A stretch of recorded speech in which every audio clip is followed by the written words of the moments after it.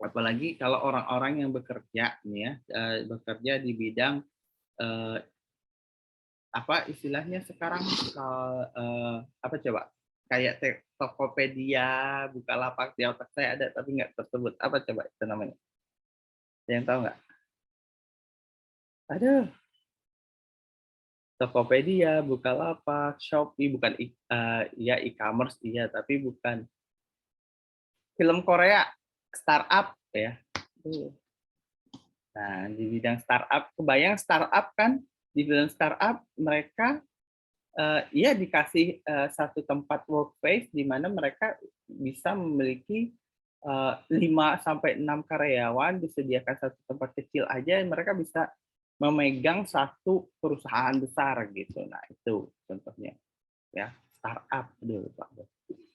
Nah, dalam proses produksi itu ada yang namanya ya, manusia sebagai faktor utama penggerak. Karena mesin oke lah sekarang ada sistem robotik, tapi robot bisa bergerak jika diaktifasi dulu kan oleh manusia kan.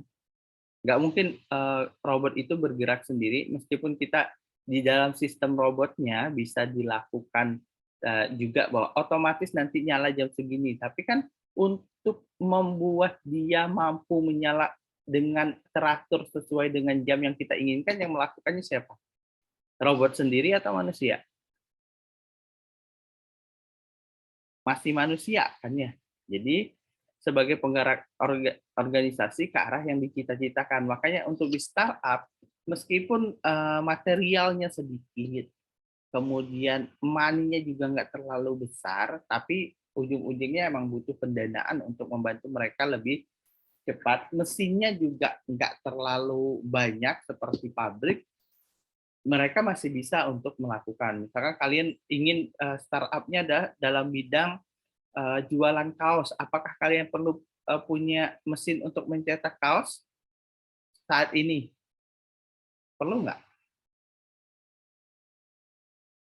Nggak perlu. Kalian bisa cari percetakan yang sudah jadi bajunya, tapi untuk desainnya dari kalian, gitu kan? Sekarang kan kayak gitu, jadi nggak perlu yang namanya kalian untuk memiliki mesin yang banyak, gitu ya. Tapi 5 paradigma ini emang harus ada, mesin, money, metode, kemudian material, dan man-nya itu ya emang harus ada gitu. Karena nggak mungkin kalau nggak ada material kita punya suatu produk, itu nggak mungkin gitu ya.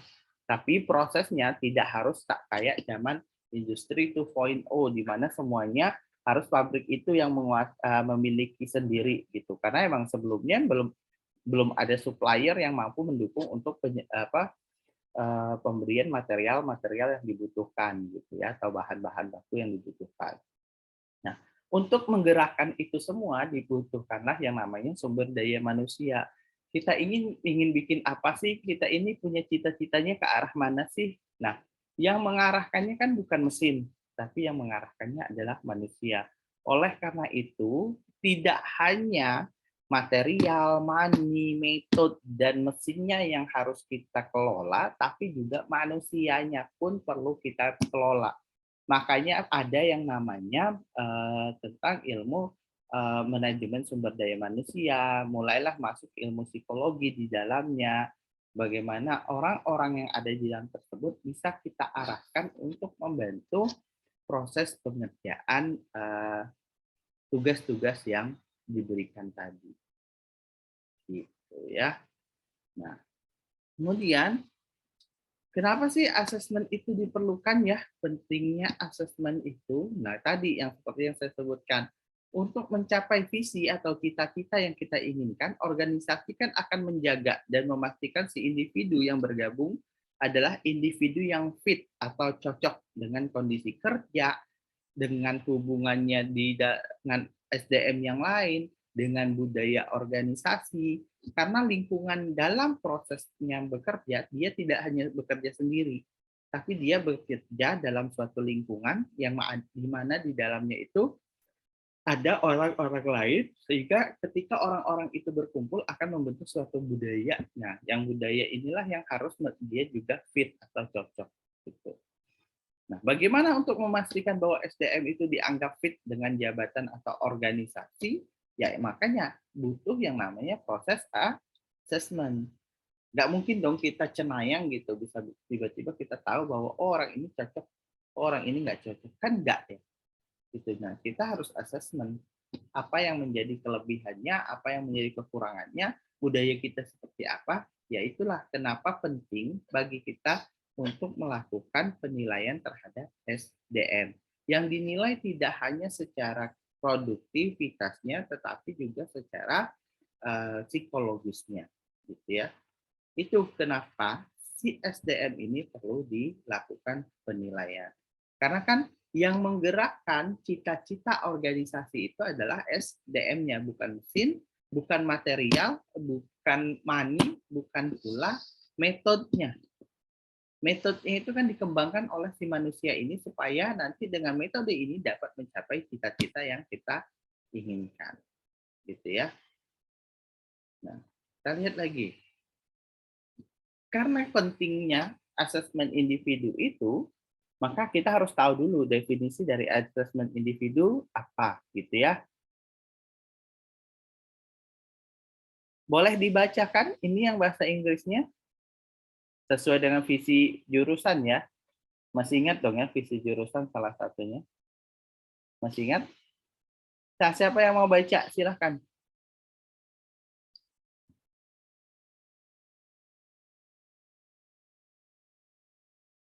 Perlu saya tunjuk? Ayo, silahkan dibaca.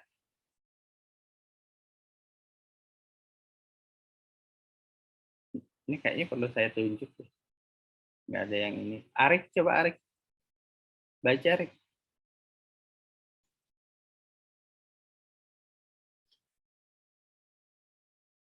Ada, Arik? Halo. Ada, Pak. Coba, Arik, dibaca, Arik.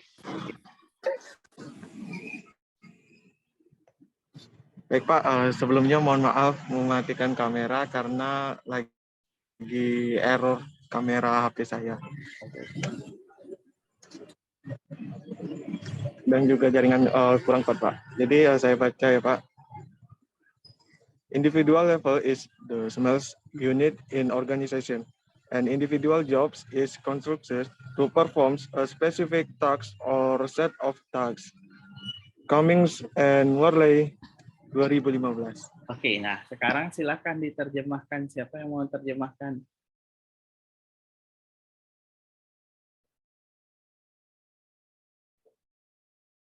Yuk, Saya, Pak, ya terjemahan. yang lain. Coba tunjuk siapa, Rik.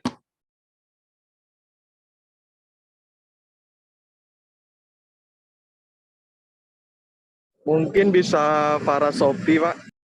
Yang lain.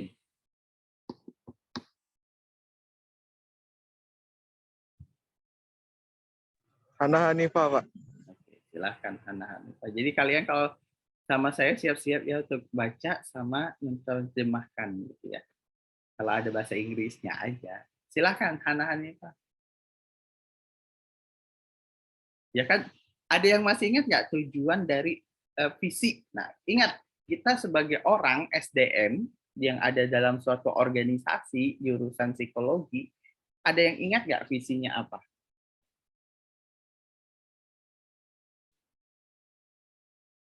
Yo, di awal diberitahukan oleh Bu Iin.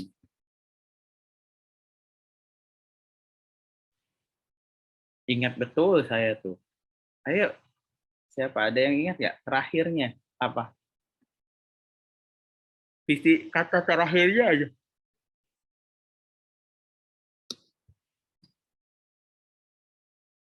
Yo. Nah,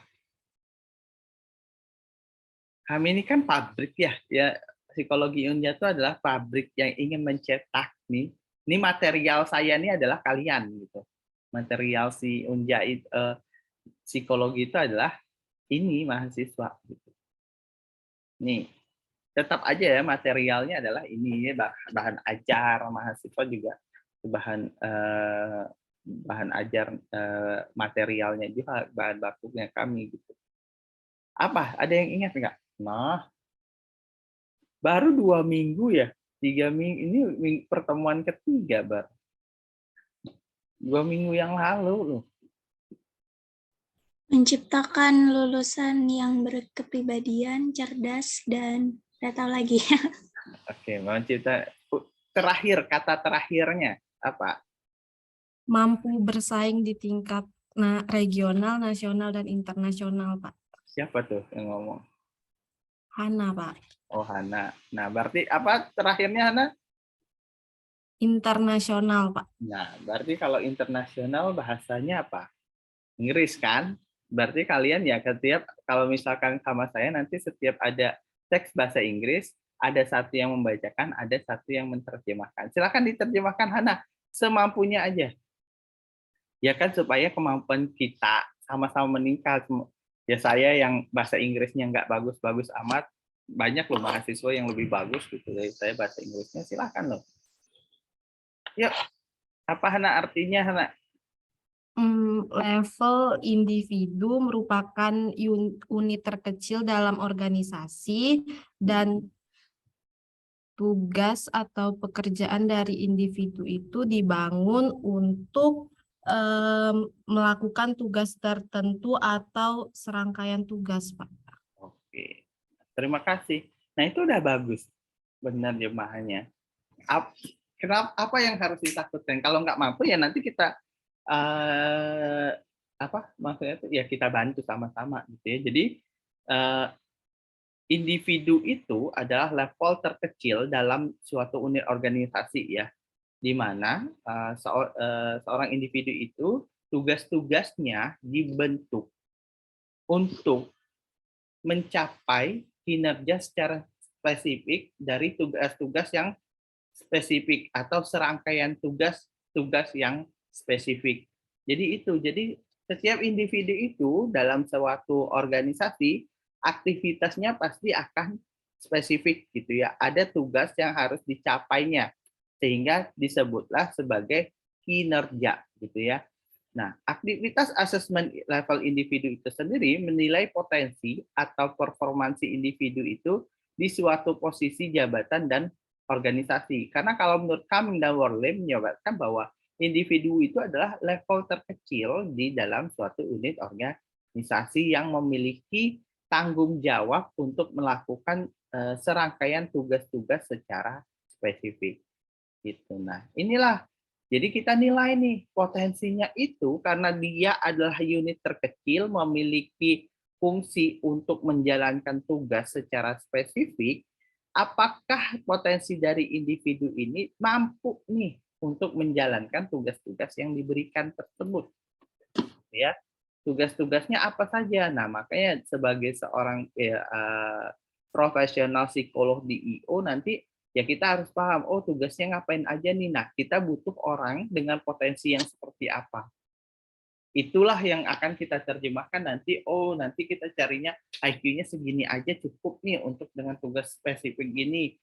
Kemudian kemampuan kerjanya kayak gimana, ketelitiannya seberapa, kerja sama timnya dibutuhkan nggak sih? Ya pasti butuh, karena dia akan masuk dalam suatu organisasi yang di dalamnya ada budaya, ada iklim gitu ya teman-temannya, sehingga dia dapat perform atau mencapai performansi yang diharapkan oleh organisasi. Bukan sekedar dia itu memiliki potensi, tapi dia juga mampu nggak potensi itu dimanfaatkan untuk perform nantinya. Gitu loh. Ya. Nah, kita lihat lagi.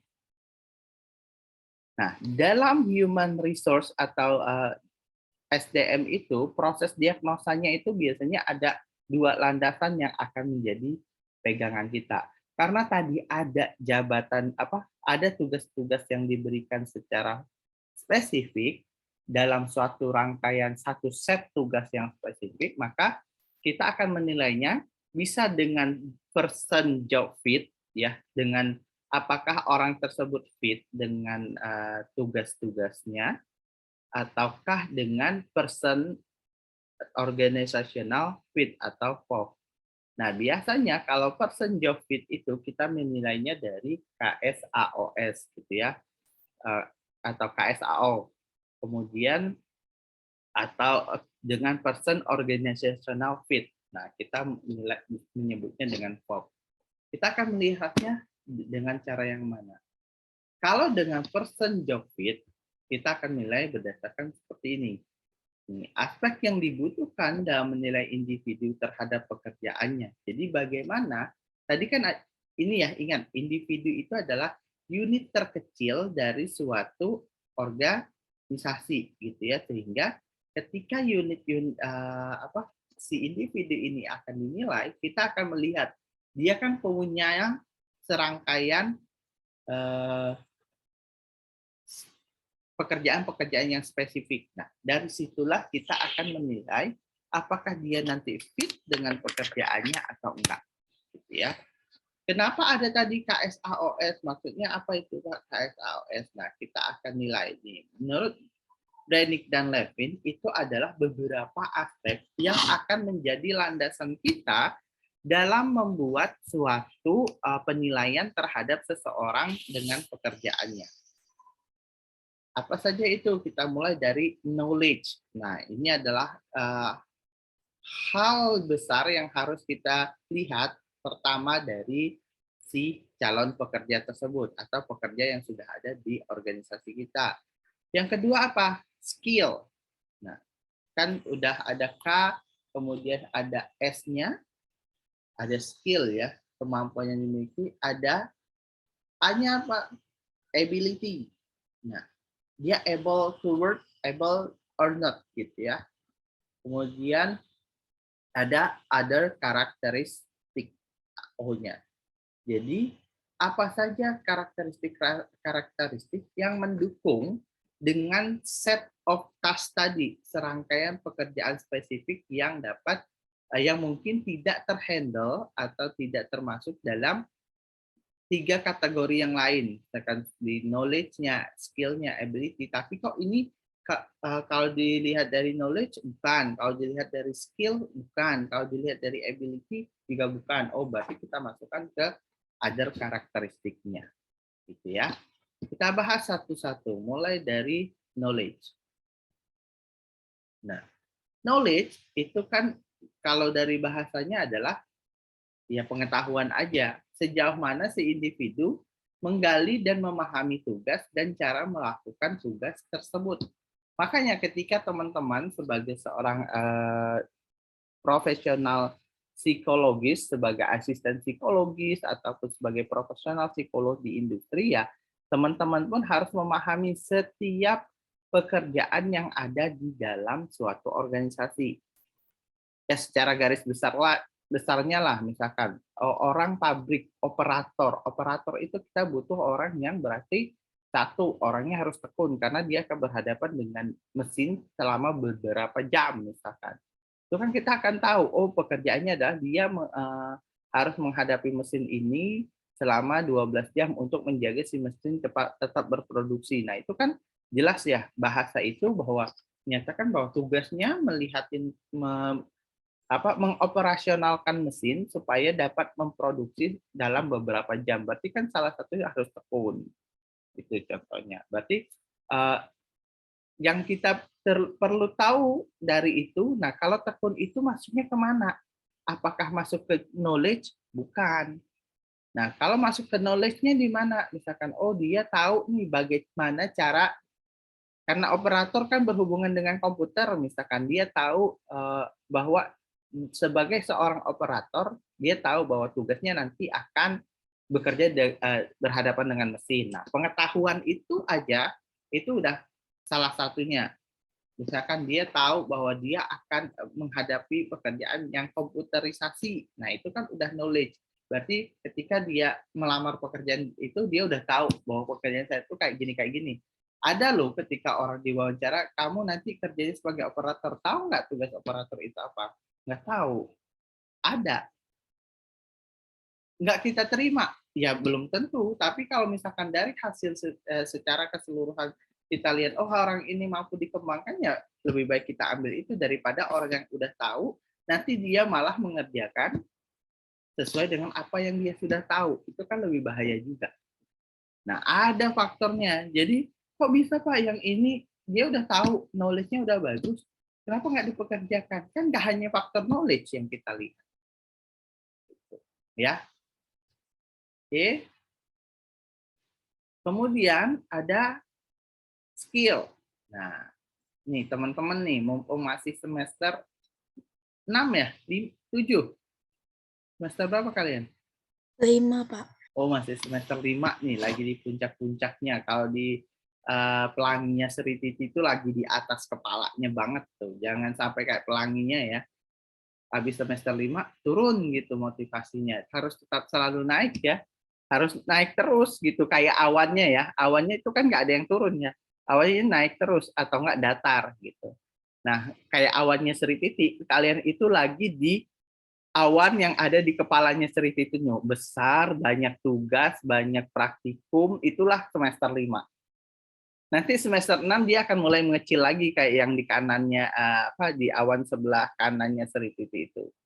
Bergeser ke kiri ya, awannya sebelah kiri kan agak mengecil dibandingkan itu. Nanti semester 7, nah kayak yang di atas, tantangannya lebih besar, tapi tugasnya makin sedikit. Kayak gitu memang kehidupan mahasiswa. Itu udah digambarkan oleh Sri Titi itu melalui awan-awan. Tapi kalau motivasinya saya harapkan seperti awan naik, mungkin semester 5 naik, turun sedikit di semester 6, naik lagi di semester 7. Nah, itu harapannya kayak gitu. Bukan seperti pelangi, tapi seperti awannya ya. Gitu. Nah, sama di pekerjaan nih. Ketika kalian misalkan mau masuk ke pekerjaan, skill ini kalian kembangkanlah pada saat kalian menjadi mahasiswa. Sejauh mana individu memiliki keterampilan spesifik berkaitan dengan pekerjaan. Contohnya seorang psikolog, wah Priska Imelda baru masuk, dari mana nih? Seorang calon asisten psikolog itu diperlukan apa sih? Nah, kalian harus tahu dulu asisten psikolog itu apa. Nah, knowledge tadi, skill spesifiknya yang dibutuhkan apa saja untuk menunjang pekerjaan. Nah, ini harus kalian tahu dari sekarang supaya kalian bisa mengembangkan baik dalam kehidupan di organisasi maupun selama proses pembelajaran, gitu ya. Nah, setelah skill apalagi tadi? Ability. Oke, terima kasih Sabila. Ability ya. Terus apa Pak perbedaan antara skill ini sama ability? Ya sama-sama kemampuan ya kalau di bahasa Indonesia kan ya. Nah, itulah salah satu kekurangan bahasa Indonesia itu adalah kurang kaya gitu. Skill dan able ya. Nah, nih, kalau ability sejauh mana individu memiliki kemampuan tertentu dalam menunjang memudahkan pekerjaan. Apa bedanya Pak antara skill sama ability? Ini keterampilannya spesifik. Kalau ini kemampuan. Nah, ini ya, ini keterampilan, skill keterampilan, terampilnya pun spesifik. Kalau ability, kemampuan yang tertentu yang menunjang atau memudahkan pekerjaan. Nanti kita akan coba gimana sih Pak membedakan antara skill dan ability, ya. Nanti kita akan coba. Yang terakhir apa? O-nya? O-nya apa? Karakteristik. Ada karakteristik ya. Terima kasih Paras dan Jenny. Nah, ini berkenaan dengan aspek-aspek mungkin saja aspek kepribadian atau aspek-aspek yang berhubungan dengan norma ataupun nilai-nilai yang dimiliki oleh si individu yang dianggap cocok dengan pekerjaannya. Jadi misalkan teman-teman itu punya kepribadian yang humoris. Nah, apakah orang humoris itu bisa nggak sih kita jadikan dia bekerja di bidang misalkan pekerjaan yang menuntut serius tingkat konsentrasi yang tinggi, seriusnya apa juga keseriusan yang baik. Nah, itu kan nggak cocok ya. Nah, kalau misalkan dia sebagai operator, orangnya humoris, gimana ya nanti ketika menjalankan sebuah komputerisasi sebuah program gitu. Nah, kebayang. Jadi kayak gitu. Jadi faktor-faktor norma, faktor-faktor value, faktor-faktor kepribadian ini masuknya ke other karakteristik. Nah, kita coba bahas ya. Ini. Coba. Ada yang mau berkomentar? Bisa dibaca?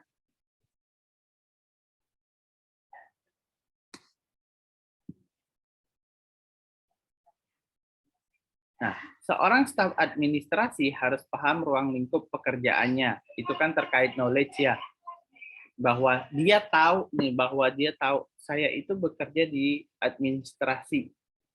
Saya harus mampu mengumpulkan data, menginput data, pembukuan, journaling misalkan kegiatan, agenda kegiatan, itu cukup. Kalau dia udah tahu itu, wah udah tahu nih, oh ini, asalkan jangan sampai, oh biasanya kayak gini. Nah, kalau udah biasanya kayak gini, itu kita akan lihat nanti di other karakteristiknya kayak gimana orangnya.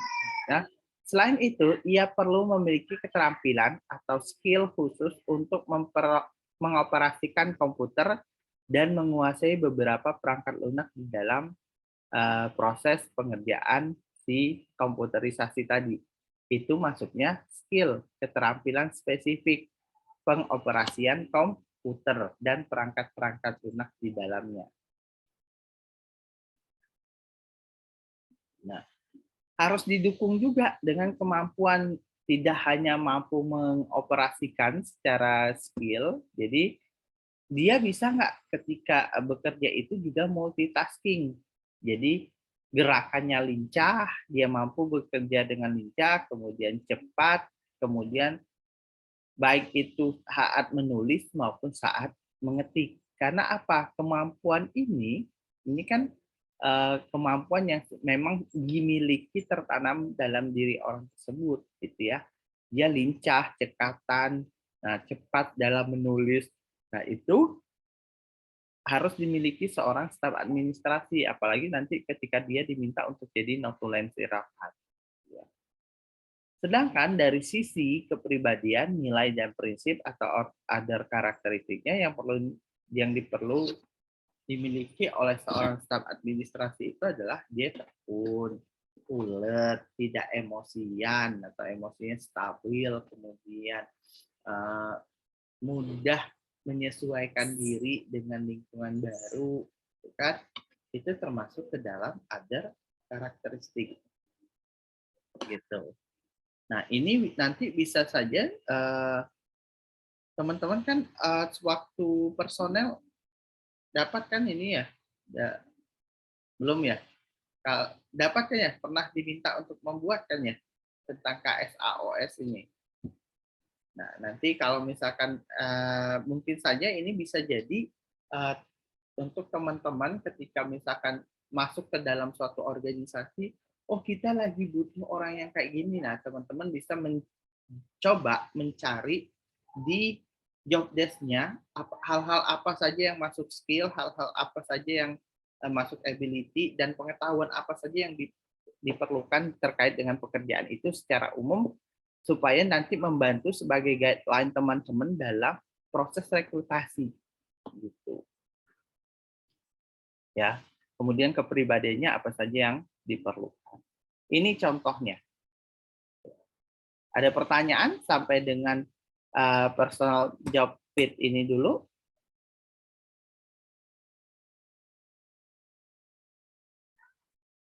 Ada yang mau bertanya?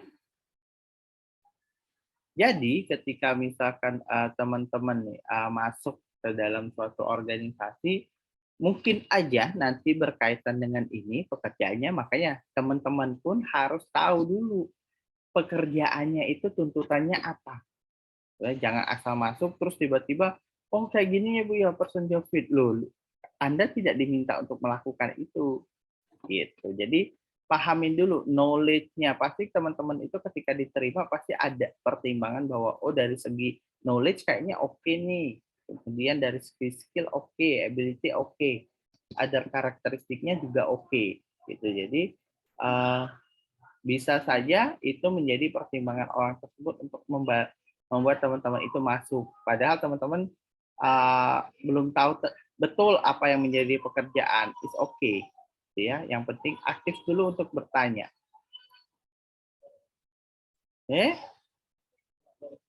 Ada pertanyaan sejauh ini? Ingin bertanya, Pak. Ya, silahkan, Jen. Yang kemarin ulang tahun. Kan yang tadi Pak, yang knowledge, skill, ability, dan other karakteristik kan tadi kayak ada layer-nya gitu ya Pak. Nah itu apakah knowledge itu yang paling utama gitu? Dan terus kalau misalkan kayak misalkan proses seleksi gitu ya Pak, itu misalkan ada 2 orang yang mungkin sebenarnya 50-50 lah sama gitu, tapi yang satu ini lebih ke skill-nya, sedangkan yang satu lebih ke knowledge-nya, itu bagaimana memutuskan untuk ininya, standarnya itu apakah ada yang harus lebih diutamakan gitu Pak dari keempat ini? Itu Pak, Nah, kasih. terima kasih.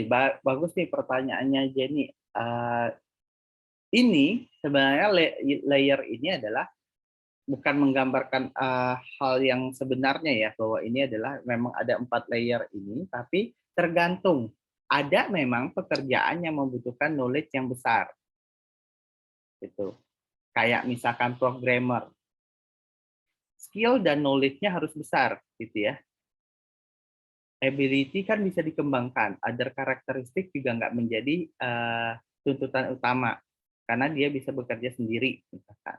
Tapi ada pekerjaan yang ini other karakteristiknya bisa jadi lebih besar dibandingkan dengan knowledge dan skill. Misalkan sopan santunnya lebih utama karena si knowledge bisa dibagikan pada saat training. Misalkan itu kayak misalkan apa contoh yang misalkan orang yang dibutuhkan sopan santunnya, kepribadiannya harus oke. Nah, apa contohnya? Pekerjaan-pekerjaan kayak gitu. Yang layanan ya. Kan kita nggak butuh juga dia tahu banyak soal hotel, minimal dia tahu sedikit yang kita berikan saat training. Tapi ketika dia punya kepribadian yang baik, sikap pelayanan yang prima, itu kan lebih baik kita terima kan. Karena untuk knowledge misalkan secara potensi dia oke untuk menangkap itu dengan cepat. Nah ini yang kita butuhkan. Misalkan pola pikirnya juga cepat, mandiri, sehingga ketika ada masalah itu dia nggak asbun gitu. Nah itu lebih baik kita cari yang kayak gitu dibandingkan dengan orang yang punya pengetahuan banyak soal perhotelan, sehingga ketika dia misalkan dia masuk dengan attitude yang tidak sesuai dengan value kita, ya kan berabe. Gitu. Nah, itu disesuaikan Jen dengan job desk-nya. Makanya nanti kita lihat job desk-nya apa. Tapi biasanya kalau personal job fit itu kita akan melihatnya dari 4 hal ini. Mulai dari knowledge-nya, skill-nya, ability-nya, dan other karakteristiknya. Apalagi kan pekerjaan-pekerjaan spesifik, misalkan kayak si programmer, dia kan harus bisa bahasa programnya ya. Nah, itu kan juga kita harus nilai gitu, apa saja yang sudah dia buat. Berarti kita lihatnya dari profilnya, gitu ya, dia udah pernah bikin apa saja dari pekerjaannya itu. Kita nggak bisa minta dia menunjukkan, kan waktu kita terbatas, gitu ya. Ini bisa jadi misalkan di CV-nya, oh saya udah mengerjakan ini. Nah itu kan berarti secara skill dia oke dong ya, gitu ya. Gitu, Jen. Jadi nggak melulu ininya harus besar, knowledge-nya enggak. Kalau orang marketing apa yang harus besar? Nah ya itu knowledge-nya karena dia dibutuhkan untuk banyak pengetahuannya soal produk-produk yang akan diberikan. Tapi kan itu masih bisa diberikan pada saat training gitu ya, produk-produk knowledge itu. Tapi minimal dia tahu apa yang menjadi pokok pekerjaannya dia, nah itu yang kita terima. Tahu ya, bukan sok tahu gitu ya. Ketika dikonfirmasi, tahunya dari mana? Dari dengar teman, nah itu loh yang susah tuh. Gitu. Bukan mencari sendiri, nah itu juga menjadi salah satu penilai kita. Oh bukan kemauannya dia gitu, kecuali dia tanya ke temennya terus di cross check, oh ternyata sama benar, nah itu oke itu ada usaha kan. Nah yang kayak gitu kita juga bisa jadi bahan penilaian, bukan sekedar basa-basi gitu ya, tapi jadi bahan penilaian untuk kita terhadap orang yang bersangkutan gitu. Baik, jelas. Terima kasih Pak. Sama-sama. Ada lagi yang mau bertanya?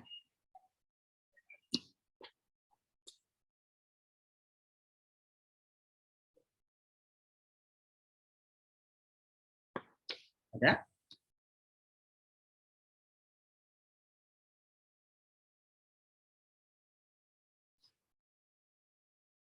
Oke. Jadi kan kita udah sampai di sini ya, person job fit ya, sampai ke KOS yang terakhir ya, sampai bagaimana penerapannya.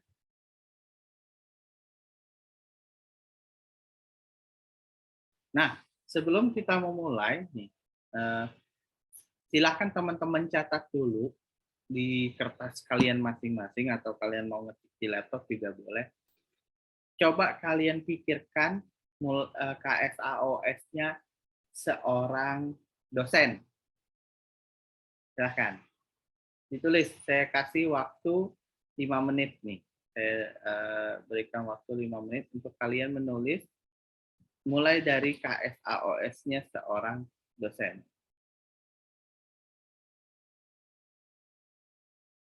Waktu ada di pojok kanan saya ini ya, ada 5 menit di sini. Silahkan dituliskan. Apa yang menjadi knowledge-nya, apa yang menjadi skill-nya, apa yang menjadi ability-nya, apa yang menjadi other karakteristik.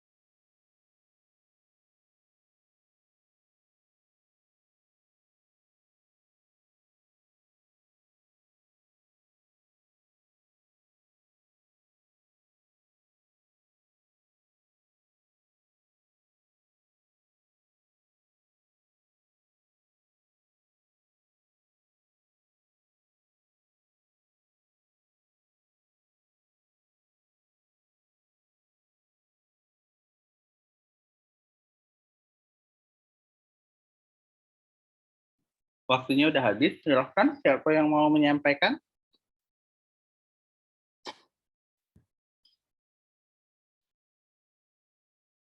Iya, siapa yang mau menyampaikan?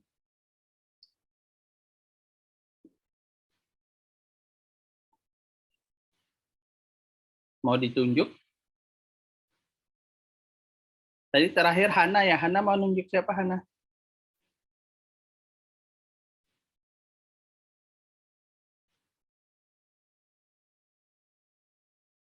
Siapa yang mau ditunjuk Hana untuk menyampaikan tentang KS, AOS, dosen? Atau ada yang mau sukarela?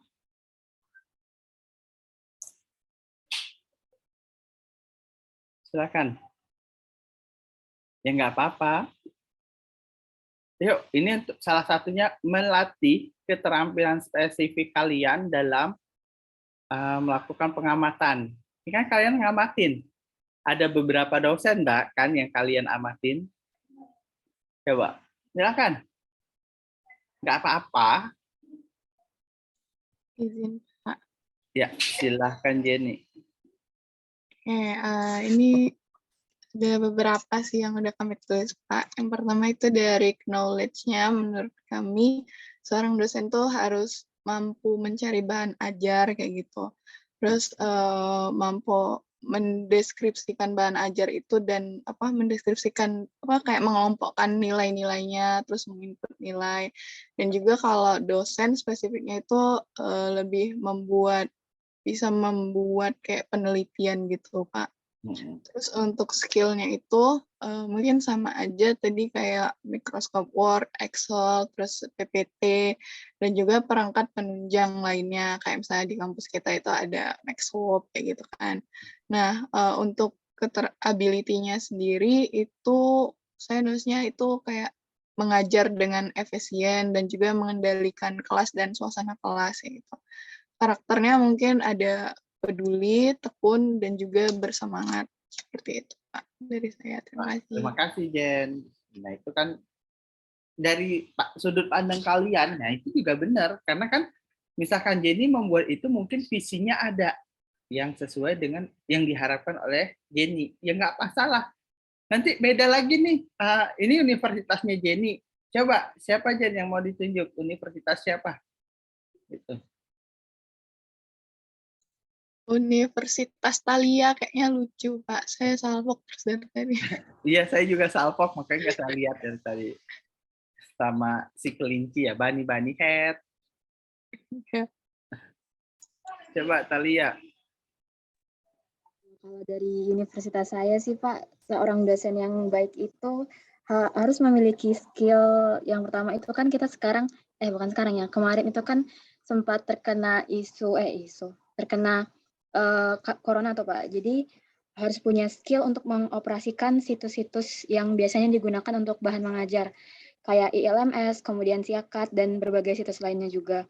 Selain itu juga dosen juga perlu untuk mahir gitu, seenggaknya bisa untuk menggunakan Halo, Thalia. seperti Microsoft Word, ya Pak. Ya, lanjut. Kemudian untuk apa lagi ya? Untuk knowledge itu harus paham, dosen sendiri harus kayak benar-benar memahami ruang lingkup pekerjaannya seperti membuat materi bahan ajar, kemudian juga memiliki public speaking yang baik dalam menyampaikan materinya. Kemudian untuk keterampilan, kok keterampilan sih? Ya ability, dosen itu menurut saya harus memiliki cara mengajar yang baik juga, mungkin memiliki sifat friendly gitu Pak, untuk dapat dekat dengan dosen lainnya, serta juga dengan mahasiswa-mahasiswanya. Kemudian untuk dari other karakteristik, mungkin perlu memiliki wawasan serta ilmu pengetahuan yang luas, terus juga sabar dan peduli sama mahasiswanya. Seperti itu Pak. Nah, baik teman-teman, dari dua orang ini ada yang mau kalian tanggapin nggak? Yang dari yang disampaikan oleh Jenny maupun yang disampaikan oleh Thalia. Silahkan.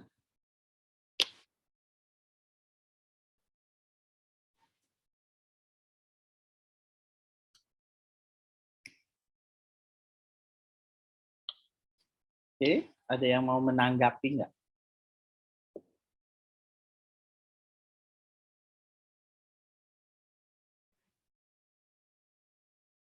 Silahkan, nggak apa-apa loh. Kalau Pak, saya kok beda ya? Kok Pak, silahkan supaya kita tahu nanti bedanya itu spesifik supaya teman-teman tuh nggak bolak-balik. Silahkan, nggak apa-apa loh.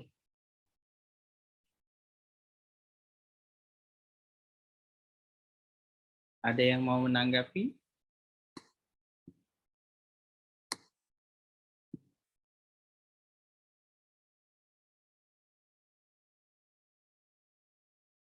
Kan kalian nyatat ya, masing-masing kan nyatat apa yang kalian lihat, apa yang kalian catat, apa yang kalian dengar dari apa yang temennya tadi sampaikan. Ada nggak yang masih bingung, masih beda gitu, ada nggak?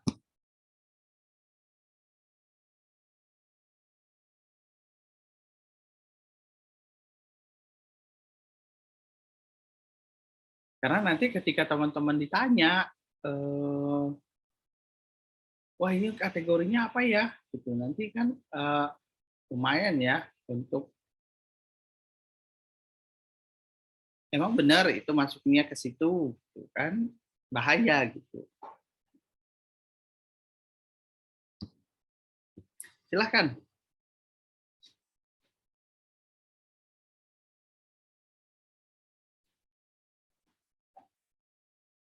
Oke, kalau nggak ada, ya terima kasih untuk Jenny dan Talia itu yang sudah memberikan pemaparan terkait tentang KS AOS-nya ya. Nah, kita masuk ke materi yang selanjutnya. Nah, ini paradigma baru tentang SDM. Kalau tadi kan melihatnya bagaimana 5 faktor tadi, salah satunya adalah manusia yang menjalankan untuk mencapai cita-cita perusahaan. Nah, selain itu ada paradigma tambahan atau paradigma baru tentang SDM ini. Nah, assessment dulunya berkaitan hanya dengan bagaimana the right man on the right place. Kita untuk mencari orang tersebut cocok dengan menempatkan orang yang tepat pada tempat yang tepat gitu ya, menempatkan orang yang tepat pada posisi yang tepat ya, atau person job fit. Nah, kalau kita berpijakan pada KSAOS saja itu nggak cukup.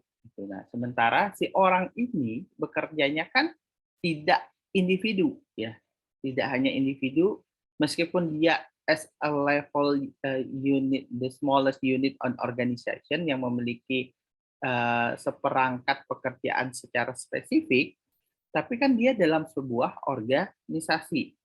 Jadi kita akan mulai mengupayakan bagaimana supaya SDM tersebut memiliki tidak hanya dia fit dengan pekerjaannya, tetapi dia juga harapannya mampu dan dapat cocok dengan organisasi di mana tempat dia bekerja. Nah, makanya sekarang ada sebutannya yang namanya person organizational fit, gitu ya. Tidak hanya dia fit dengan pekerjaannya, tapi dia juga fit dengan yang namanya organisasi di mana tempat dia bekerja. Nah, apa saja biasanya yang menjadi penilaian dalam person organizational fit? Nah, kita akan menilai sejauh mana sih nilai-nilai yang dimiliki oleh si SDM tersebut, nah yang ada pada order karakteristik, yang ada pada KSAOS tadi, cocok dengan nilai-nilai yang ada pada organisasi. Jadi kita tidak hanya menilai pengetahuannya gimana, kemudian skill-nya gimana, ability-nya gimana, other karakteristiknya gimana. Nah, itu tidaklah cukup. Ketika kita misalkan banyak kok kita menemukan orang ini ternyata pinter ya, kemudian energinya juga besar, cocok nih untuk mengerjakan tugas ini. Tapi ada hal lain yang menjadi penilaian kita kok kayak tadi yang saya sebutkan. Yang satu tekun, kemudian layanannya bagus, kemudian pengetahuannya biasa aja, dan tapi mau berkembang. Yang satu pengetahuannya banyak, tapi kok kurang tekun, kurang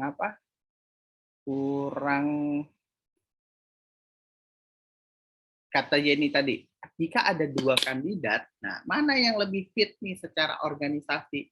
Mana si kandidat yang lebih pas dengan organisasi kita? Itu ya. Jadi kalau misalkan secara job fit dia KSAOS-nya udah memenuhi, kita nilai lagi tambahannya. Sejauh mana dia dapat fit dengan organisasi kita. Gitu ya. Nah, dalam person organizational fit, kalau sekarang isu yang lagi berkembang adalah terkait dengan agility, agile. Ada yang ini enggak membahasakan bahasa agile. Itu apa?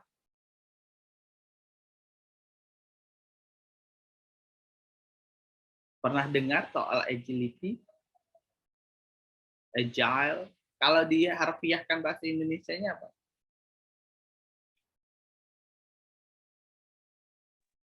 Lincah, Pak. Lincah gitu ya. Selain lincah apa? Ya. Agile gitu ya. Tangkas, Pak. Apa tangkas ya, Gung ya? Bisa. Yang lebih dia lincah, dia tangkas. Ada lagi tambahannya. Itu adalah ciri-ciri orang yang agile. Nah, masa kalian ini adalah apalagi dengan perkembangan startup yang yang banyak gitu ya. Kalian dituntut agility-nya harus tinggi dengan perubahan yang sangat cepat saat ini, di mana kita tiba-tiba ada pandemi, kita berubah ke sistem online. Ya, kalian juga harus agile gitu. Nah, merupakan isu dalam person organizational fit, di mana organisasi itu prinsipnya adalah perubahan merupakan suatu hal yang pasti gitu ya.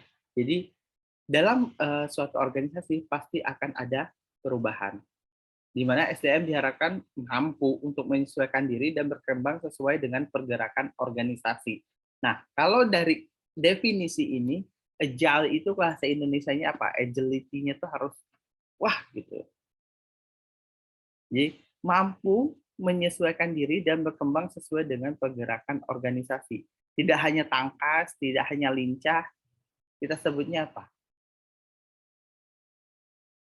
Cakap nggak sih? Orang yang cakap itu kan dia lincah, dia mampu mengikuti perubahan, dia juga tangkas, dia cerdas gitu. Jadi tidak hanya butuh kemampuan secara knowledge, tapi secara sifat, kepribadian, dia juga harus fit gitu ya. Jadi dia harus cakap nih. Ketika organisasi ingin punya visi yang baru, dia bukan orang yang ngeluh gitu, tapi dia berusaha untuk oh ya udah apa nih yang menjadi visi, kita coba pelajari, kita coba beradaptasi lagi dengan visi tersebut, sehingga ya jadi seleksi alam. Kalau kita nggak agile, kita akan ikut jadi seleksi alam. Orang-orang yang nggak agile itu biasanya dia pasti akan performansinya turun, akhirnya keluar dari perusahaan. Sementara perusahaan menuntut orang dengan agility yang tinggi. Gitu ya. Ini yang menjadi isu dalam person organizational fit. Jadi teman-teman ketika misalkan, wah saya biasanya menggunakannya ini, ternyata di perusahaan ada perubahan, ya nggak perlu ngeluh. Mulailah cari apa tuh yang akan diterapkan perusahaan, mulailah cari pengetahuan, mulailah meningkatkan skill, mulailah meningkatkan kemampuan, supaya kita agile dengan perubahan-perubahan yang terjadi pada organisasi. Jadi nggak nyaman aja dengan kondisi itu. Sama kayak kata Jenny tadi, dosen harus mampu, apalagi kata Talia, perubahan adanya pandemi, kita harus mulai mengisi yang namanya ILMS, mulai mengisi SIHAKAT dan sebagainya, di mana semua harus ada time schedule-nya, ada batasan waktunya, berkejaran dengan itu. Nah, kita kan kalau dosen nggak agile ya akan lama mengikuti perubahan-perubahan tersebut. Gitu ya. Oke. Nah, ini kita lihat gimana sih menilai seseorang yang dikatakan efektif dalam perubahan individu yang efektif. Kita lihat dari kualitas of great employee-nya. Nah, silakan siapa yang mau baca. Ini baca aja sih. Masih baca loh. Silakan siapa yang mau baca.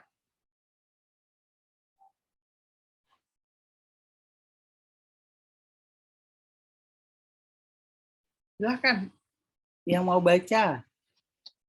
Ini baca doang. Bisa saya baca, bisa. Ayo teman-teman.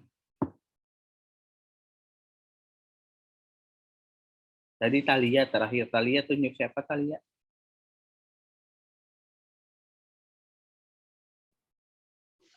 Bang Anggung, Pak. Bahasa Inggrisnya bagus tuh, Pak. Silahkan. Astagfirullahaladzim. Maaf Pak ya kalau jelek. Individual effectiveness in organization. Cummings and Woolley. Individual performance, high quantity and high quality. High job satisfaction. 3, low absenteeism. 4, personal development. Nah, silahkan. Siapa yang mau menerjemahkan, Gung? Tunjuk, Gung. Wait Pak, wait, tunggu ya. Siapa ya?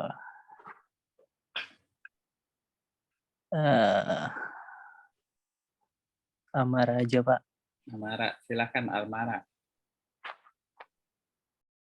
Nah, ini adalah ciri-ciri yang menjadi individual effectiveness gitu, dalam suatu organisasi yang isu soal agility tadi penting.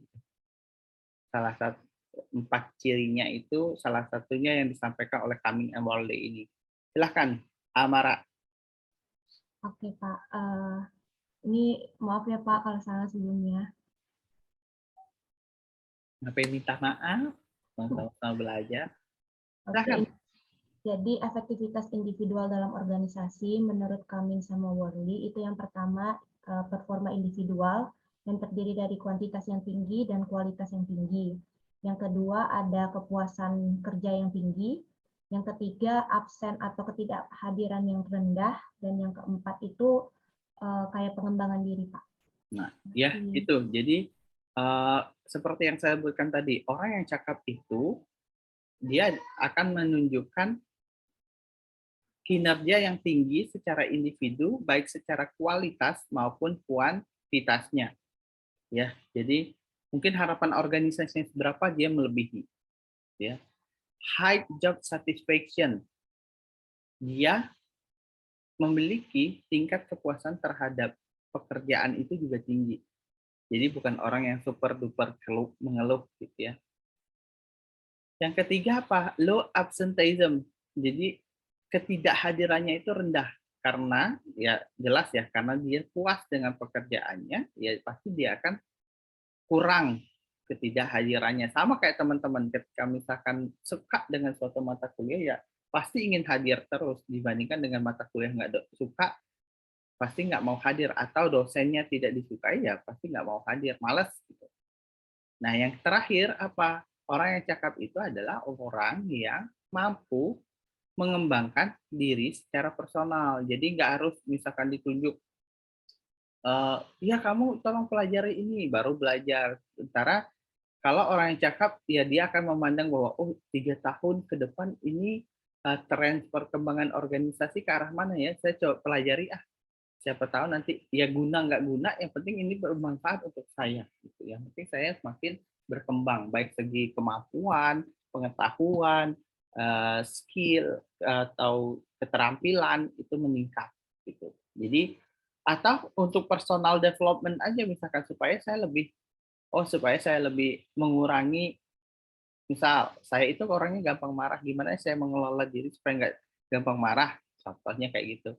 Oh saya ikutan manajemen anger, misalkan manajemen stres supaya saya nggak mudah stres sehingga semakin tinggi job satisfaction yang saya miliki. Nah itu kan hal-hal yang mungkin menurut kita, ngapain sih ikut seminar tentang manajemen marah, kan lu nggak terlalu marah ya, saya pengen tahu, siapa tahu nanti saya bisa membantu untuk orang lain. Nah itu kan juga contoh personal development.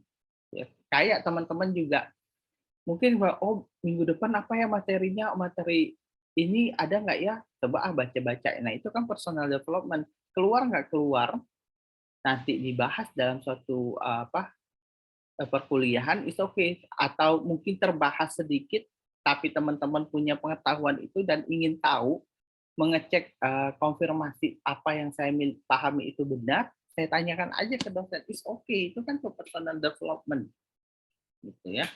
Jadi nggak perlu takut. Gitu. Itu contohnya gimana generasi cakap itu diperlukan untuk kalian saat ini, gitu ya. Jadi ini yang menjadi salah satu topik yang dibahas dalam personal organizational fit, gitu ya. Nah, ini dia metode assessment untuk level individu. Nah, ada yang namanya tes psikologi. Udah tahu lah ya tes psikologi itu apa, yang diukur apa saja. Coba. Kemudian ada wawancara, observasi, studi dokumen, angket. Nah, ini kan minggu lalu udah dibahas ya. Ada yang mau menyampaikan tes psikologi itu biasanya digunakan untuk level individu, kemudian yang diukur apanya sih biasanya kalau di tes psikologi? Ayo, siapa?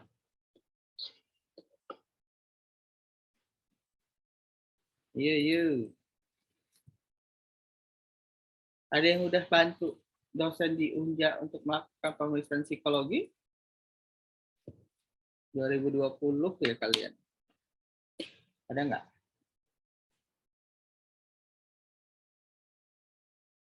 Ada yang pernah diminta bantuan untuk melakukan pemeriksaan psikologi? Coba ada yang pernah nggak? Raise hand virtual.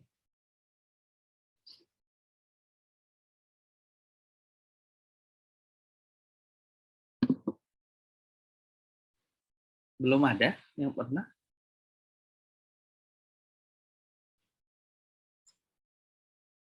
Oke.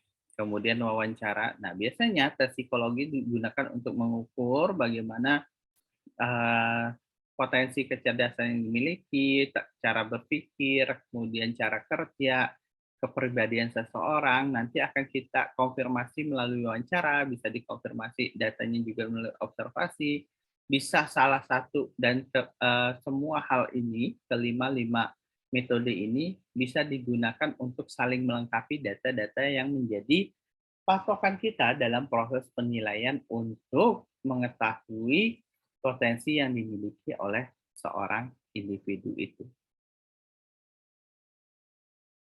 Gitu ya, ini hal-hal yang bisa dilakukan secara individual gitu. Kemudian, kalau misalkan untuk diagnosa dalam mencari core problem di level individu itu gimana sih? Nah, ini kan nanti teman-teman akan menjadi tugas teman-teman nih dalam proses pelaksanaan tugas di asesmen dan intervensi psikologi ini. Nah, kalau metode asesmen level ini yang paling memungkinkan teman-teman lakukan adalah yang 2, 3, 5 ya. 2, 3, 4, 5. Untuk satu kan teman-teman belum memiliki kapasitas untuk melakukan yang namanya interpretasi. Jadi nggak mungkin dilakukan dalam proses pelaksanaan nanti tugasnya gitu ya untuk mengambil datanya. Tapi 2, 3, 4, 5 itu bisa teman-teman lakukan. Ini ya. Saya udah jadi ini bisa teman-teman lakukan untuk mencari mengumpulkan informasi atau data-data yang diperlukan untuk melakukan asesmen terhadap individu. Nah, untuk mencari permasalahan dalam level individu itu caranya gimana? Nah, ini dia. Permasalahan yang muncul itu bisa saja itu ya, sumbernya itu dari individu itu sendiri, bisa saja enggak ya.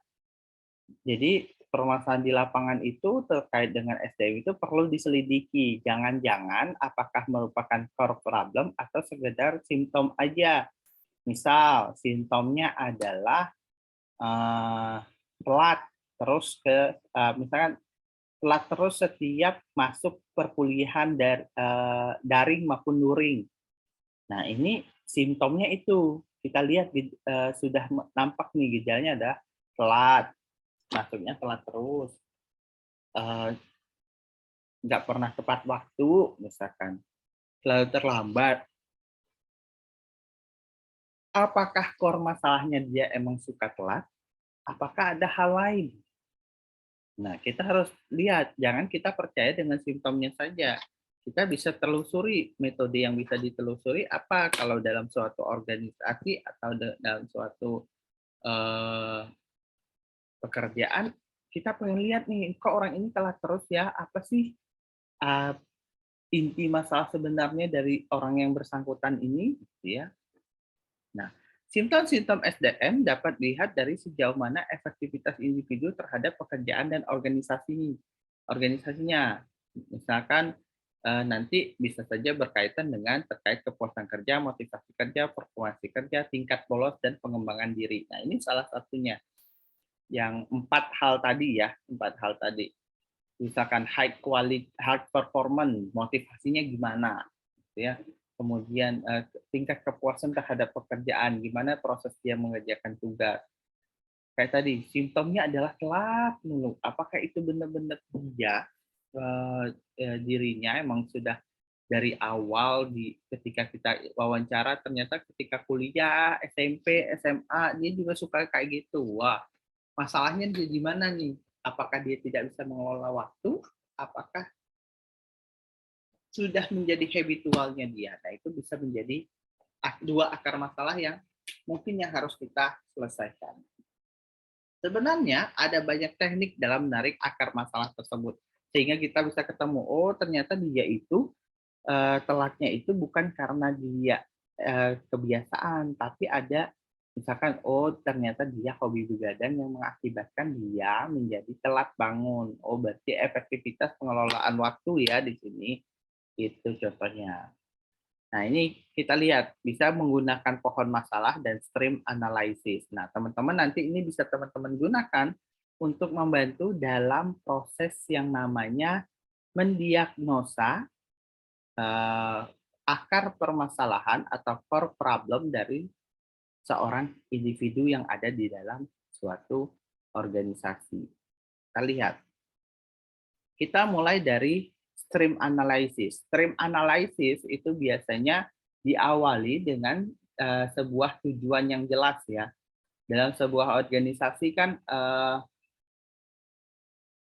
ada 5 acuan dalam sebuah stream analysis. Biasanya kita lihat dulu tujuannya itu seperti apa, gitu ya. Itu untuk organisasi. Tapi kalau untuk individu, kita akan melihat dari 4 faktor ini. Misalkan yang terkait dengan organizational arrangement-nya itu apa sih? Ini yang dilihat adalah apa saja nih faktor-faktor yang ada dalam organisasi yang bisa mendukung proses kelancaran si individu itu bekerja. Misalkan kepemimpinan yang ada, kemudian proses pengelolaan karyawan yang ada di dalam organisasi itu seperti apa. Yang kedua, ada sosial faktor. Ini hubungan antara individu dengan si organisasi yang ada di dalamnya. Misalkan, kalau yang tadi organizational arrangement-nya itu melihat fungsi pengelolaan organisasi secara keseluruhan, baik itu terkait kepemimpinan, terkait manajemen people-nya, manajemen pekerjaannya, itu gimana. Kalau sosial faktor ini, dia hubungan antara si individu dengan si organisasi, dengan si pemimpinnya, dengan rekan kerjanya, dengan klien, dengan kolega, gitu ya. Itu gimana kita lihat. Kemudian terkait teknologi. Nah, ini sistem penunjang untuk kelancaran si pekerja yang ada di dalam organisasi tersebut. Jadi alat yang digunakan untuk membantu dalam rangka pelaksanaan pekerjaan yang diberikan atau tugas-tugas yang diberikan, misalkan terkait dengan metode yang akan digunakan, ada nggak, misalkan worksheet-nya ada nggak, kemudian desain pekerjaannya ada nggak, tuntutan tugasnya ada nggak, kemudian physical setting. Nah, kalau dari sini, nih contohnya ya teman-teman ya, boleh nanti silakan kalian kita diskusikan. Nih, misalkan dari organizational arrangement-nya ada pembagian tugas yang tidak jelas. Kemudian ternyata di organisasinya reward-nya juga tidak adil terhadap semua karyawan. Ini dari sisi organisasi, berarti si organisasi memperlakukan pekerja itu ada pekerja yang tugasnya jelas, ada yang tugasnya diberikan nggak jelas nih apa yang menjadi tuntutan terhadap dirinya. Kemudian dari pekerjaan yang nggak jelas itu mengakibatkan reward yang dihasilkan juga tidak sama antara satu karyawan dengan karyawan yang lain. Nah, sosial faktornya akibat yang muncul adalah lack of trust. Jadi terjadi apa nih? Lack of trust. Terjadi ketidakpercayaan. Jadi kepercayaannya mulai berkurang terhadap si organisasi. Akibatnya apa? Dengan pembagian tugas yang tidak jelas ini kan akibatnya bisa saja dalam proses sosial faktornya suka tidak suka dengan pimpinan, suka tidak suka dengan teman gitu ya. Ini juga bisa berdampak pada misalkan ketidakadilan dalam proses pembagian reward, itu juga membuatnya suka tidak suka ya, like and dislike gitu.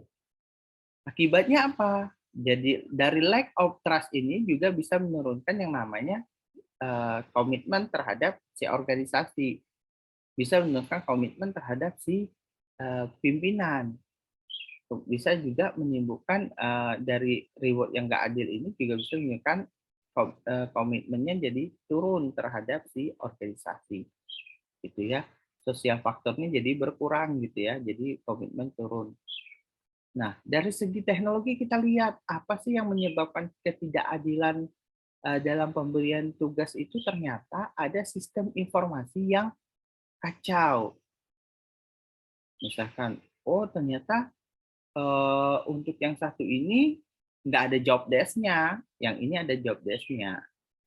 Nah, kemudian coba teman-teman lihat, kalau teman-teman lihat no technical expertise ini berdampaknya kemana?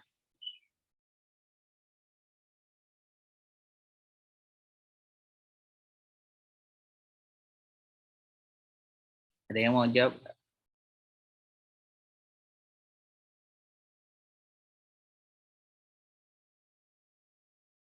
Apakah sistem informasinya kacau ini membuatkan no technical expertise, ataukah no technical expertise ini membuat sistemnya informasinya kacau, sehingga membuat no technical expertise ini juga membuat pembagian tugas tidak jelas, atau gimana?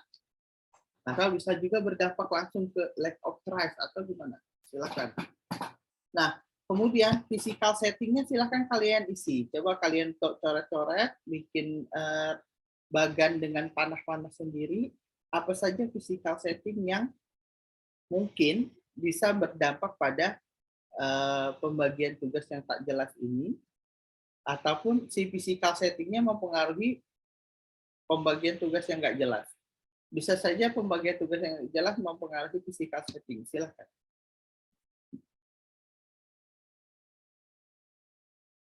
Dia bisa resiprokal, bisa satu arah ya.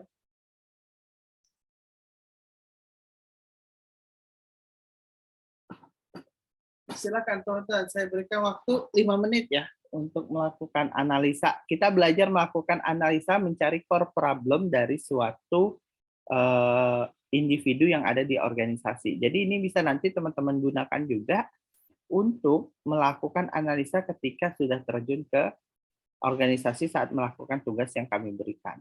Ya, silahkan.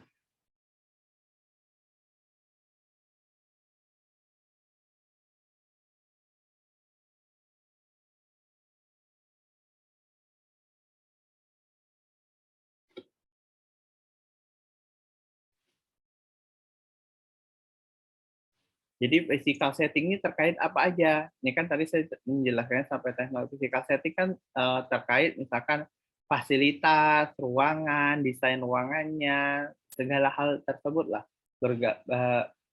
Hal-hal fisik ya, kayak kemarin, kondisi fisik yang mempengaruhi bukan fisik si pekerjanya, tapi fisik organisasi tersebut. Paham kan ya, fisik organisasi itu terkait bangunannya, gedungannya kayak gimana, fasilitasnya yang ada apa saja. Nah itu, silakan teman-teman tuliskan apa saja nih yang apakah ini nanti bisa ke sini, ini bisa ke sini, silakan.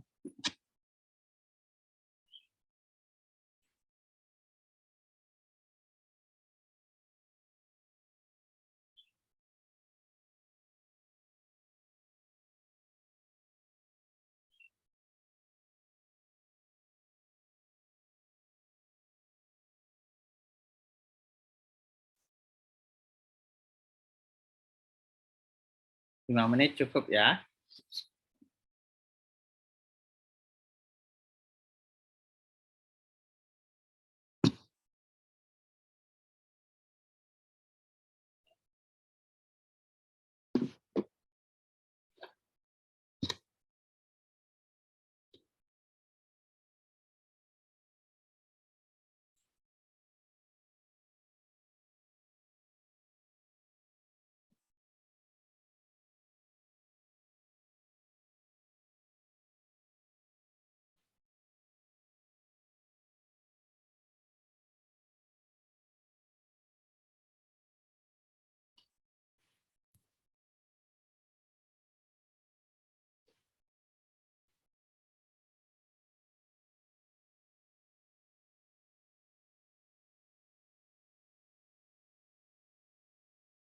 아직까지도 매일 아침 눈 뜨면 가장 먼저 생각나는 날 너가 없어도 학전이었나 봐 그냥 뭔가 달라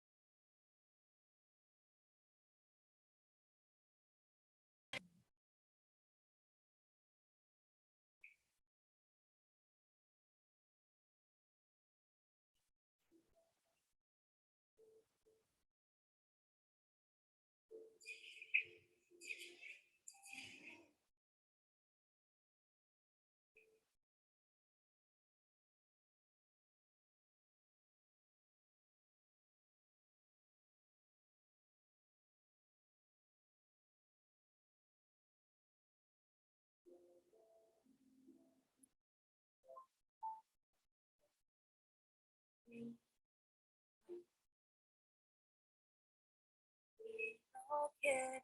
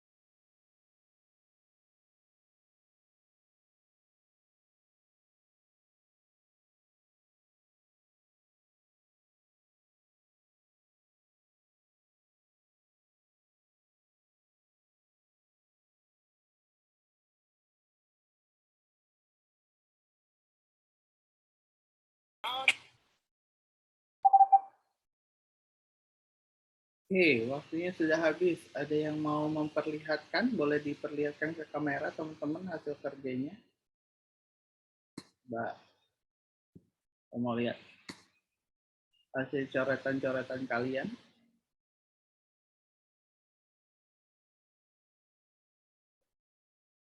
Nanti hasil coretan ini tolong dipindahkan ke dalam PowerPoint satu lembar. Nanti saya kumpulkan. PJ kelas ini saya minta tolong kumpulkan ya. Nanti linknya tolong berikan ke saya, link di drive-nya ya. Sampai jam 12 saya tunggu ya. Oke.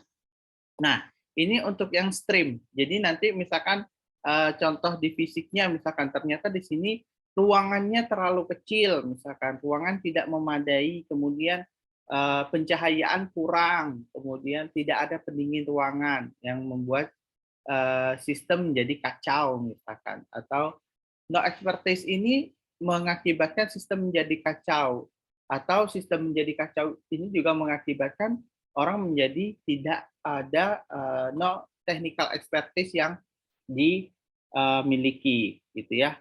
Kemudian no technical expertise ini juga bisa berakibat jadi ruangan terlalu kecil sehingga no technical expertise atau tidak ada orang yang berpengalaman untuk direkrut gitu untuk memproses pembuatan tugas-tugas yang lebih jelas gitu. Nah, itu bisa saja contohnya. Atau gedung yang terbatas gitu. Itu juga bisa jadi gitu ya. Contohnya dalam melakukan analisis secara stream dari suatu permasalahan individu. Jadi 4 hal ini bisa teman-teman jadikan. Misalkan nanti di IMA contohnya apa? Oh, ternyata gimana dari organisasi-organisasinya gimana? Sosial faktornya gimana? Hubungan dia dengan teman, hubungan dia dengan pimpinannya itu gimana? Pemanfaatan teknologinya gimana? Kemudian fasilitas secara fisiknya bagaimana? Itu ya. Oke, silakan dikerjakan. Nah, kita masuk ke cara melakukan penilaian terhadap masalah yang sering disebut sebagai pohon masalah, gitu ya. Nah, dalam pohon masalah ini biasanya akan dibagi menjadi 3. Ada akar, kemudian kenapa Resti? Ada yang ingin ditanyakan terlebih dahulu sebelum lanjut ke akar masalah? Enggak, Pak, maaf. Nah, dalam kita melakukan analisa secara pohon masalah, kita biasanya akan mengidentifikasi sebab akibat dari suatu permasalahan ya. Jadi sebab akibat. Jadi dalam di sini diharapkan pola pikir teman-teman itu akan semakin terstruktur. Jadi mengenai komponen-komponen mana yang menjadi sebab, komponen-komponen mana yang menjadi akibat yang berkaitan dengan masalah yang telah diprioritaskan. Jadi nggak kemana-mana jadi nanti pola pikirnya. Jadi seperti yang saya sebutkan tadi, dia memiliki 3 bagian, yakni akar, kemudian batang, dan cabang gitu ya. Nah, di mana yang menjadi batang merupakan gambaran masalah besar atau yang menjadi pokok permasalahannya. Sementara akar itu menjadi penyebab, sumber penyebab yang menjadi masalah inti yang mengakibatkan masalah itu menjadi besar gitu ya. Sedangkan si cabang ini mewakili dampak yang ditimbulkan dari si akar dan inti dari permasalahan yang banyak ini ke permasalahan yang besar, dampaknya apa yang disebarkan dari sebuah masalah yang besar itu. Jadi ketika teman-teman melakukan analisis dengan pohon akar, jadi perlu diketahui dulu apa yang menjadi sebab yang akarnya ini, kemudian apa yang menjadi akibatnya. Nah, dari sebab ini, apa nih permasalahan besar yang mungkin menjadi, yang menjadi yang menjadi fokus kita untuk diselesaikan, gitu ya.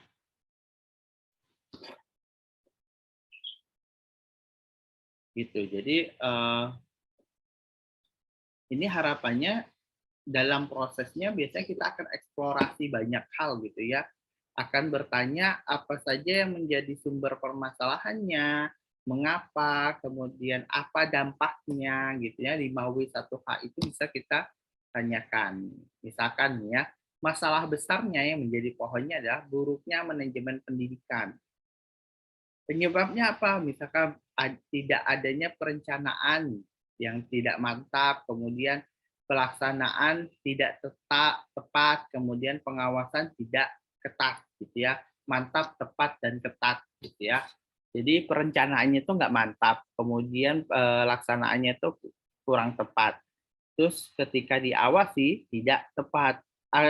Kemudian yang muncul ketika teman-teman lihat ke masalah besar terkait dengan manajemen pendidikan ini adalah motivasi dari para pekerjanya itu sangat rendah, lemahnya pendidikan di setiap pimpinan sekolah, misalkan tidak mampu mengelola sekolah, tidak mampu mengelola dana, lambatnya dalam memecahkan suatu masalah, kurang baiknya komunikasi antara guru dengan kepala sekolah, kurang baiknya koordinasi antara pihak sekolah dengan pihak dinas misalkan. Nah, itu kan contoh simptom yang muncul. Nah, kita lihat, oh ternyata dari simptom-simptom ini kita lihat juga ya, oh ternyata nggak ada pengawasan, pelaksanaannya kurang tepat, apa yang disampaikan saat seminar, kok nggak sama, kemudian, oh ternyata memang nggak direncanakan, perencanaannya juga nggak kuat gitu ya, nggak mantap, karena kalau misalkan ada suatu kegiatan dilakukan lokakarya harus dilaksanakan saat itu juga. Nah, itu kan berarti tidak ada perencanaan yang baik gitu ya. Akibatnya apa? Oh, ya jelas ini kalau dari sini kita lihat berarti manajemennya nih yang buruk dari sistem pendidikan kita. Dampaknya apa? Yang diakibatkannya? Ya wajar mutu pendidikan itu menjadi rendah gitu karena manajemen pendidikannya yang kurang. Nah, nanti coba teman-teman juga buat sekalian ya dalam dalam dua slide contoh satu permasalahan yang bisa teman-teman lakukan kalau stream dengan menggunakan ini tadi. Ini dilanjutkan, isi dua kotak yang kosong, dan ini no expertise ini berdampaknya kemana? Berikan tanda panah. Ya. Nah, sementara kalau yang pohon masalah, coba teman-teman buat satu permasalahan yang menurut teman-teman muncul dari simptom-simptom yang banyak. Misalkan, bisa saja terkait dengan organisasi yang bisa menjadi gambaran untuk teman-teman salah satu anggotanya aja, simptom-simptom yang dimunculkan dalam, ini organisasi kan baru ya, kalian baru nih. Nah, pasti akan melihat satu anggota yang udah mulai, kok agak aneh ya, gelagatnya tidak seperti yang lainnya. Nah, itu bisa menjadi simptom-simptom yang muncul, apa yang menjadi inti permasalahan besarnya, dan apa dampak yang ditimbulkan dari si orang tersebut ketika simptom-simptom itu muncul. Sampai di sini ada pertanyaan?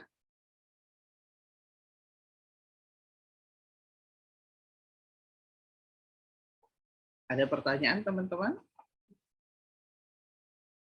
Terkait dengan apa yang kita pelajari hari ini?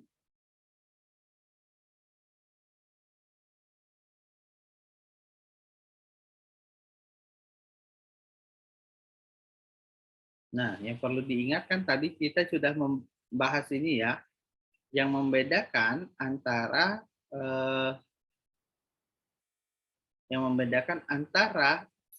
bidang-bidang psikologi, klinis, pendidikan, perkembangan, industri dan organisasi, target asesmennya apa, kebutuhannya apa, pelaksanaannya itu untuk level apa saja, ini sudah kita bahas. Nah, nanti dalam prosesnya, dalam dunia kerja, nanti teman-teman akan menemui ini. Jika kalian tertarik dengan industri dan organisasi, ya inilah target kalian, gitu ya. Apalagi sekarang sudah ada undang-undang UU PLP ya. Nah, teman-teman harus berpijak dengan UU PLP. Nah, target sasarannya juga sama seperti ini. Itu yang menjadi landasan dalam proses pelaksanaan kerja kita nanti, ya. Nah, terkait dengan apa yang kita pelajari hari ini, ada yang mau ditanyakan? Silakan.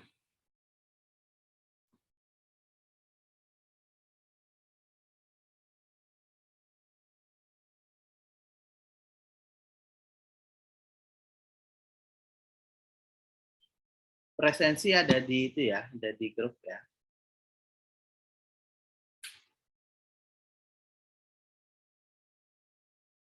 Baik, teman-teman, ada yang mau ditanyakan?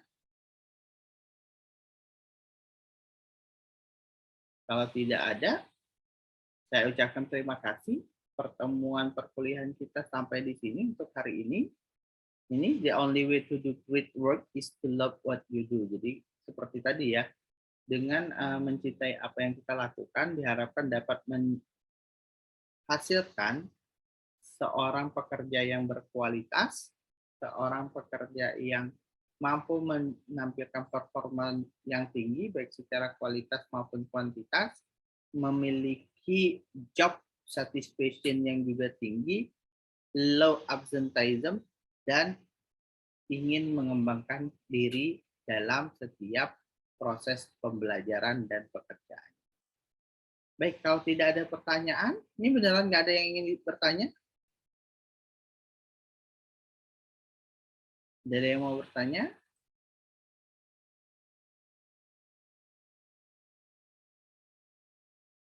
Baik, kalau tidak ada yang mau bertanya, saya akhiri pertemuan kita hari ini. Assalamualaikum warahmatullahi wabarakatuh.